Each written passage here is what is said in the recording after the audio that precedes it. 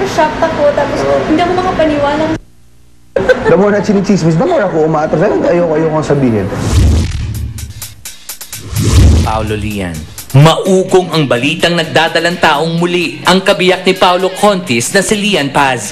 At sa unang pagkakataon, dito nyo masasaksihan ang kumpirmasyon mula mismo kina Paolo at Lian. Yeah, so Lian is 5 months pregnant. We confirmed it yesterday.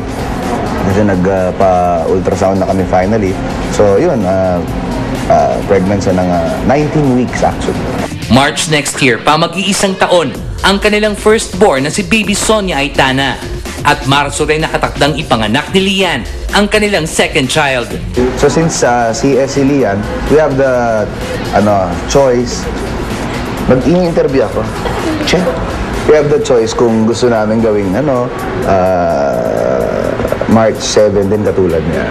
Kung 1 week apart yung birthday nila, which is my birthday, March 14, sabi ko sa kanya, kung boy, ipa-partner ko sa akin kasi boy din, di ba? Kung boy. Pero kung girl, sabi ko, baka pwedeng maganda naman.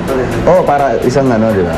Ano ba ang unang reaksyon ni Lian nang malaman niyang nagdadalang tao muli siya? Una, parang syempre shocked ako, tapos hindi ako makapaniwala kasi, ano ba yan? Talaga? Talagang ilang ulit pa ako nag-pregnancy test.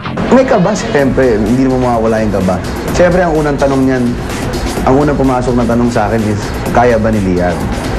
Na isang taon lang ang agwat, CS pa siya. And the doctor naman, our doctor assured us na, oo, kaya ni Lian. Pero bakit nga ba natagalan bago nila kumpirmahin ang pagbubuntis ni Lian?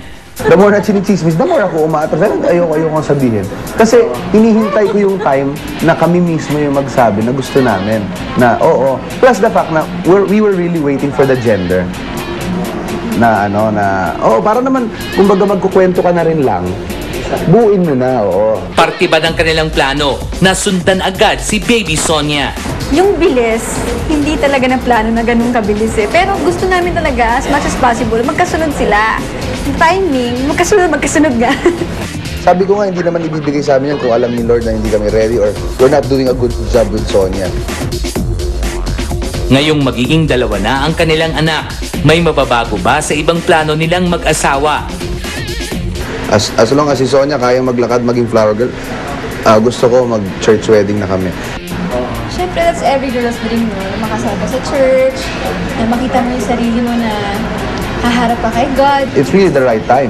Sabi ng iba, wag mong pagsabayin kasi may bagong baby, tas magtatayo ka ng bahay. Hindi, mas lalong kailangan ng baby ko ng bagong bahay. So yung bagong bahay namin, yun ang dadatnan ng baby ko.